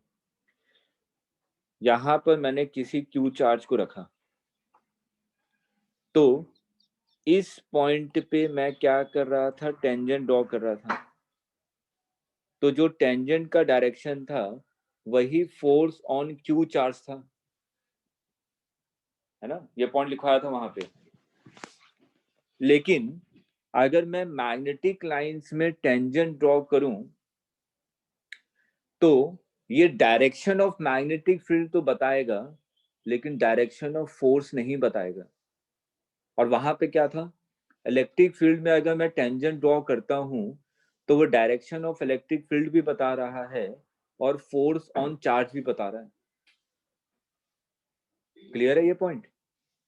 ठीक, तो लिख लीजिए, tangent on magnetic field line, tangent on magnetic field line gives only direction of field, gives only direction of field, not force.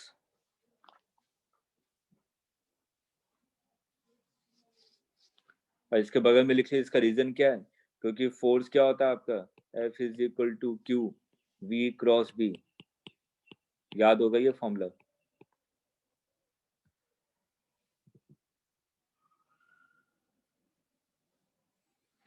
Fourth point same है जैसे वहां पे था, no two field lines intersect each other.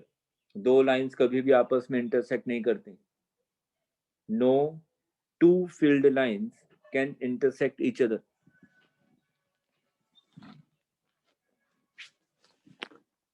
Fifth point भी same है, वहां पे हम लोगों ने कहा था कि जहां पे डेंसिटी ज्यादा होगी वहां पे इलेक्ट्रिक फील्ड ज्यादा होगी, याद है? तो यहाँ पे भी same point, more the density more will be the magnetic field intensity, more the density more will be the magnetic field intensity.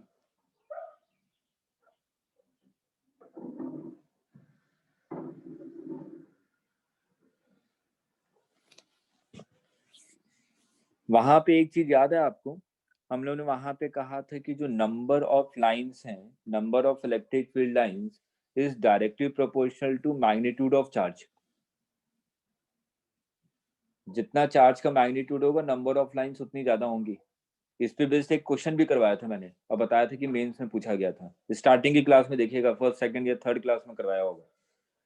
ठीक, तो यहाँ पर मैंने कहा कि जो नंबर ऑफ लाइंस हैं वो किसके डायरेक्टली प्रोपोर्शनल है, पोल स्ट्रेंथ। कंफ्यूज मत कीजिएगा, इलेक्ट्रोस्टैट की चीजों को याद रखिए, ये वाला पार्ट आपका बहुत स्ट्रांग हो जाएगा बहुत आसानी से। जैसे कि वहां पे मैं कह रहा था कि ये माइनस क्यू चार्ज है, ये आपका प्लस क्यू चार्ज है। ठीक, यहाँ पे मैं कहूंगा कि ये नॉर्थ पोल है, ये साउथ पोल है। ठीक है, तो यहाँ पे मैं इसको लिखता हूँ प्लस एम माइनस एम।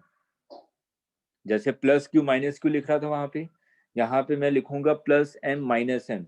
ये क्या होता है, पोल स्ट्रेंथ। स्मॉल एम को क्या कहते हैं, पोल स्ट्रेंथ।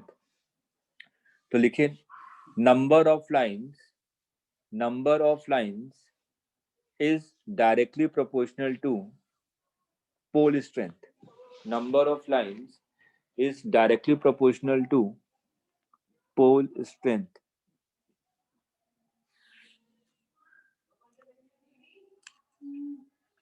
Clear है?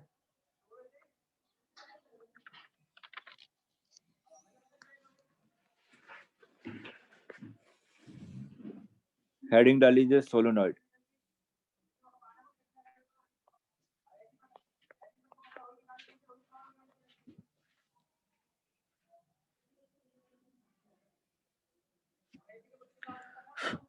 सोलोनॉइड का मतलब क्या होता है? जैसे कि मैंने कहा कि ये फेरोमैग्नेटिक मटेरियल है, इसमें आपने वायर को ऐसे लगाया है, मतलब वाइंडिंग की है वायर की।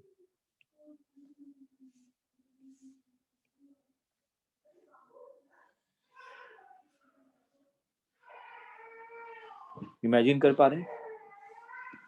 ठीक, एक सिंपल से कोई भी आपके हाथ में पेन मान लीजिए, पेन के ऊपर वायर लीजिए, उसको वाइंडिंग कर दीजिए, लपेट दीजिए उसको ऊपर चारों तरफ। ठीक है, इसी को क्या कहते हैं? Winding of wire. ठीक, तो ऐसा अगर कहीं पे भी व्यू नजर आता है, इसको हम लोग कहते हैं सोलोनॉइड। अब थोड़ा सा इमेजिन करके देखिए कि यहाँ पे अगर करंट आ रही है तो इधर से करंट जाएगी, ऊपर वाले में करंट अंदर जाएगी, फिर आएगी घूमकर वापस, तो ऐसी नजर आएगा ना आपको करंट। इस चीज को इमेजिन कर पा रहे हैं कि नहीं? जैसे आपने वायर को लपेटा है तो मान लीजिए करंट फ्लो कर रहा है, ठीक, तो आपको ऐसी नजर आएगा ना। ठीक है, तो करंट आपको ऐसा फ्लो होता हुआ नजर आ रहा है। अगर मैं यहाँ पे क्रॉस सेक्शनल व्यू को देखूं, क्रॉस सेक्शनल व्यू को देखिए, ऊपर वाले में करंट अंदर जाती हुई नजर आ रही है और नीचे वाले में करंट बाहर आती हुई नजर आ रही है कि नहीं? तो मान लीजिए ये एक वायर है जिसमें करंट अंदर जा रहा है, तो इसके अक्रॉस मैग्नेटिक फील्ड कैसे होगी? जल्दी बताइए। ये वायर है जिसमें करंट अंदर जा रहा है, सर्कुलर। सर्कुलर, किस डायरेक्शन में?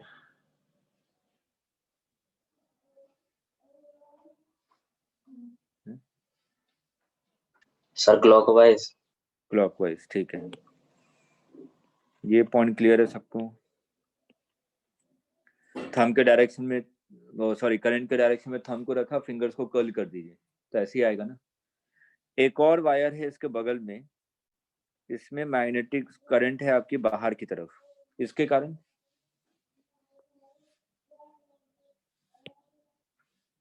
कारण एंटी क्लॉकवाइज।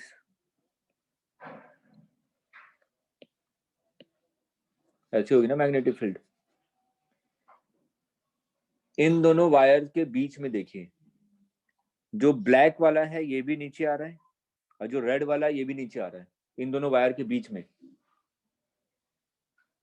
तो जो नेट मैग्नेटिक फील्ड होगी इन दोनों के बीच में, वो किस डायरेक्शन में होगी?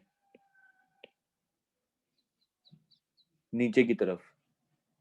नहीं आ रहा समझ में? अब यहाँ पे एक और तरीका सीखते हैं हम लोग कि मेरे को करंट का डायरेक्शन ऐसा निकालना है सोलोनॉइड के केस में। तो देखिए जहां पे क्रॉस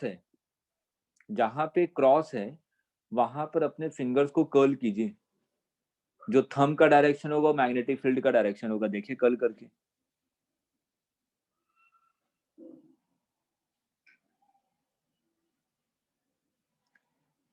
एक हाथ कहाँ पे रखेंगे? डॉट वाले पे, और अपने फिंगर्स को कहाँ रखेंगे? क्रॉस की तरफ। अब कर्ल कीजिए, थंब कहाँ जा रहा है? नीचे, है कि नहीं? तो अगर मेरे को ऐसा कहीं पे भी फिगर न जाता है जहां पे करंट एक तरफ अंदर है दूसरी तरफ करंट बाहर है, तो जो मैग्नेटिक फील्ड का डायरेक्शन होगा जहां पे क्रॉस किया है वहां पे अपने फिंगर्स को कर्ल कीजिए, थंब का डायरेक्शन आपको मैग्नेटिक फील्ड का डायरेक्शन देगा। तो यहाँ पे आपका ऊपर की तरफ क्रॉस था, यहाँ पे आपने कर्ल किया तो मैग्नेटिक फील्ड का डायरेक्शन क्या आएगा? लेफ्ट आएगा ना। यहाँ तक नोट कीजिए, इंपॉर्टेंट है, यहाँ से 2 बार क्वेश्चन पूछा आईटी ने।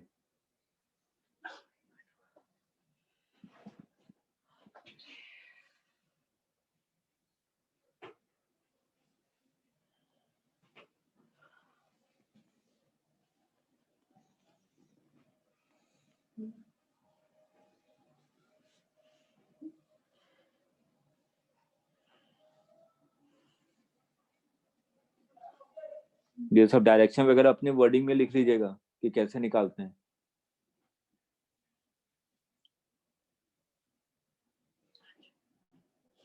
क्योंकि पूरा मैग्नेटिज्म सिर्फ और सिर्फ डायरेक्शन डिपेंडेंट है। EMI भी वही है, डायरेक्शन में कंफ्यूजन हुआ तो पूरा क्वेश्चन गलत हो जाएगा।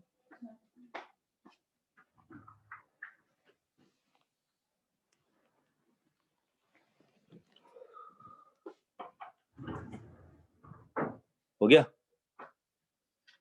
ठीक है। अब सोलोनॉइड को मैं थोड़ा सा बड़ा बना रहा हूं। ये सोलोनॉइड है, यहां से आपने मान लिया करंट बाहर आ रहा है,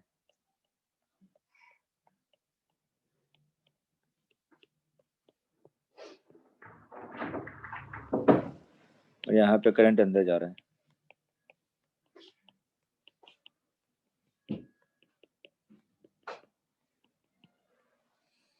इंपॉर्टेंट है, फॉर्मूला बता रहा हूँ, डेरिवेशन नहीं करवा रहा हूँ। अगर मेरे को अंदर किसी भी पॉइंट पे मैग्नेटिक फील्ड निकालनी है, मैंने कहा मेरे को P पॉइंट पे मैग्नेटिक फील्ड चाहिए, ठीक, तो मैं यहां से क्या करूंगा, इसके एक्सट्रीम को देखूंगा, तो मैं कहूंगा हॉरिजॉन्टल से कितना एंगल बना रहा है, θ1। अब मैं दूसरे एक्सट्रीम को देखूंगा, हॉरिजॉन्टल से कितना एंगल बना रहा है, θ2। तो P पॉइंट पे, और ये डिस्टेंस कितनी है, रेडियस, P पॉइंट पे जो मैग्नेटिक फील्ड होगा वो होगा μ0 Ni divided by 2 cos θ1 minus cos θ2। जो एंगल छोटा हो वो पहले लिख दीजिएगा, ठीक है ना। मैं सिर्फ मैग्नीट्यूड लिख रहा हूं।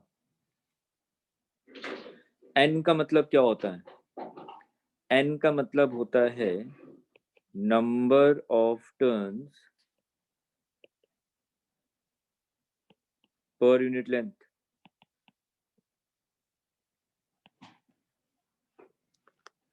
Number of turns per unit length.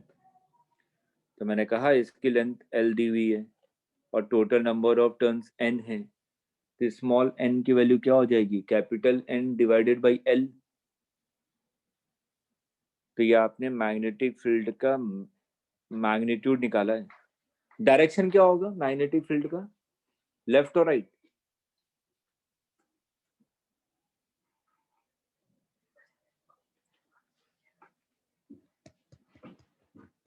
Left और राइट, आर्यन, राइट,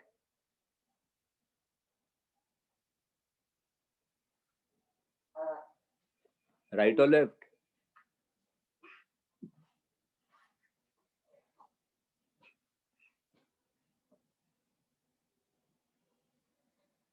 जहां पे क्रॉस है वहां पे आपको बस फिंगर्स को कर्ल करना है, और अपने हाथ को कहाँ पे रखेंगे, डॉट की तरफ, डॉट की तरफ अपने हाथ को रखिए, और जहां पे क्रॉस है वहां पे फिंगर्स को कर्ल कीजिए।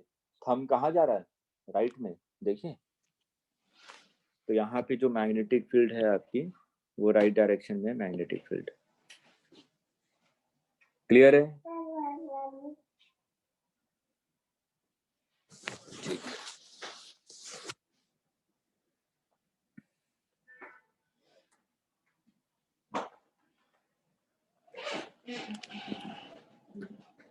यहां तक नोट कर लिया, ये जनरल फॉर्मूला है आपका। अब हम लोग 2 केस के बारे में पढ़ते हैं। आइडियल सोलोनॉइड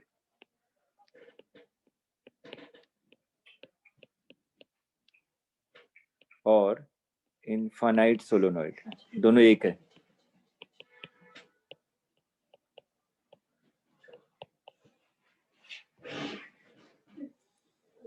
तो अगर आइडियल सोलोनॉइड के बारे में बात करें या इनफाइनाइट सोलोनॉइड के बारे में बात करें, फिगर को ध्यान से देखते हुए बताइए थीटा 1 की वैल्यू क्या होगी। अगर ये इनफाइनाइट सोलोनॉइड हो गया तो थीटा 1, फिगर को देखिए, 0 0, तो कॉस 0 की वैल्यू 1, थीटा 2 कितना हो 1 जाएगा? 180 180, कॉस 180 की value -1, minus minus minus plus कितना आ जाएगा आंसर?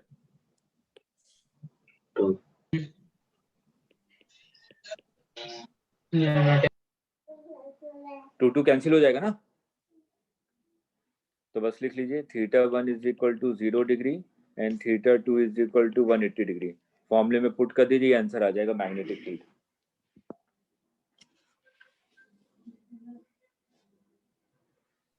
सर हाँ बोलिए। सर इनफाइनाइट सॉलिड का मतलब सर, मतलब बहुत लंबा हो गया तो सर एल इन्फिनिटी नहीं हो जाएगा?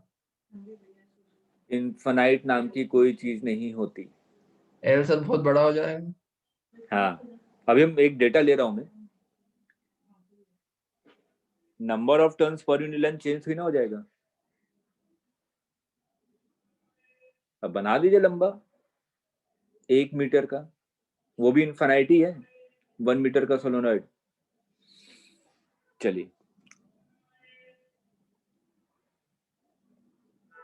नहीं प्रूव नहीं करवा रहा मैं, ठीक है ना, बेकार में टाइम वेस्ट होगा, इंटरेस्ट तो आ जाएगा लेकिन कोई मजा नहीं, मतलब नहीं है उसका।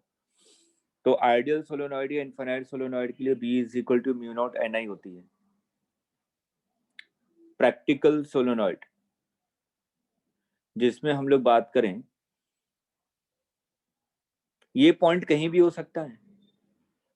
आइडियल सोलोनॉइड इनफाइनाइट है तो पॉइंट अंदर कहीं भी रख लीजिए, हर एक जगह मैग्नेटिक फील्ड क्या मिलेगी आपको? कांस्टेंट मिलेगी। मेरे को एक ग्राफ बताना है, इसके लिए बता रहा हूँ ये सब चीजें। अगर हम लोग पॉइंट ले लें,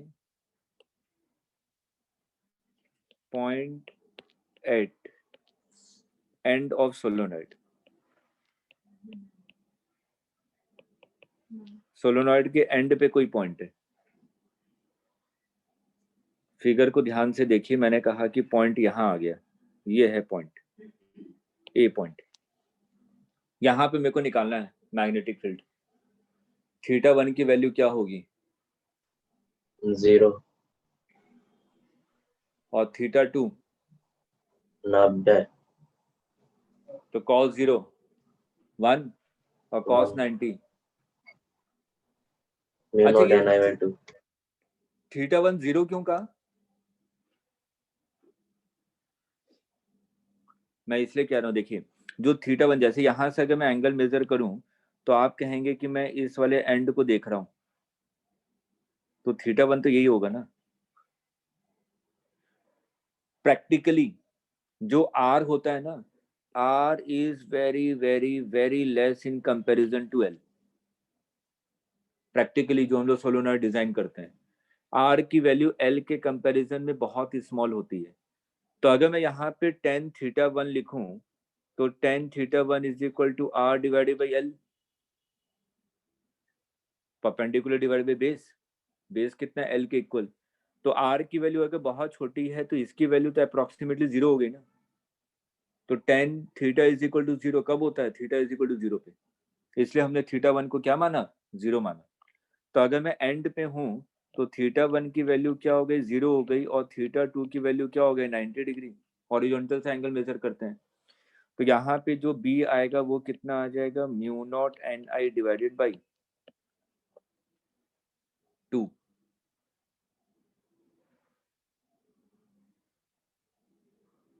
क्लियर है?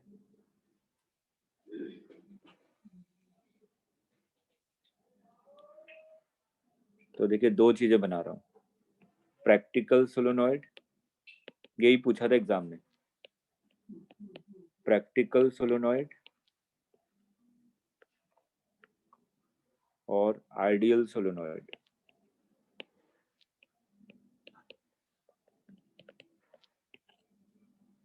ये सोलेनॉइड है, ये आइडियल सोलेनॉइड है।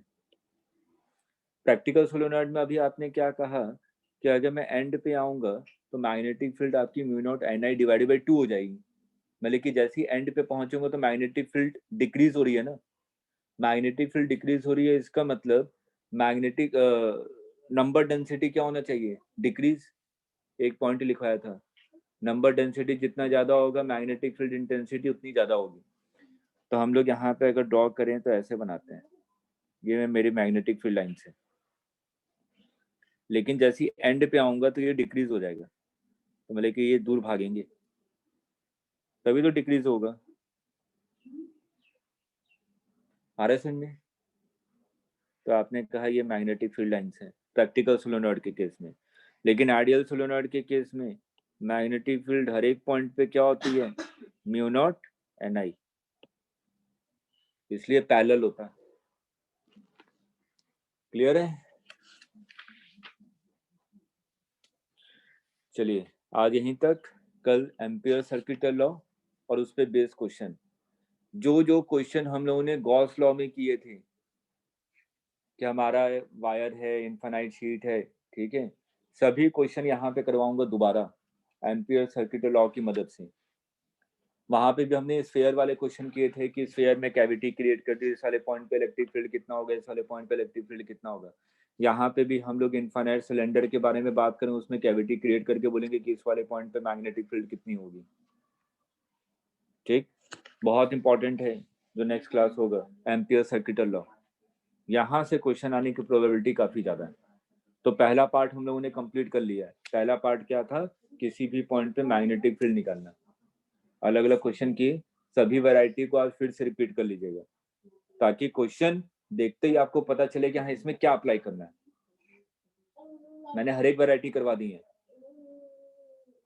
ठीक, तो नेक्स्ट में एम्पियर सर्किटल लॉ, ये चलिए कल तो क्लास है नहीं, फ्राइडे बताया था ना।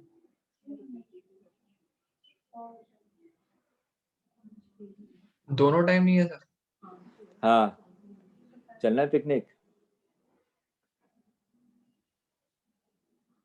हाँ, इसलिए कल नहीं है। ठीक, चलिए तब तक इतना पढ़ लीजिए, जितनी चीजें आपने फिजिक्स में पढ़ी हैं। अभी कुछ पेंडिंग होगा, जो नहीं पढ़ा होगा उसको भी पढ़ लीजिएगा, तो कल का टाइम मिल गया। ठीक है, चलिए okay bye. Thank you. Thank you, sir. Welcome welcome welcome.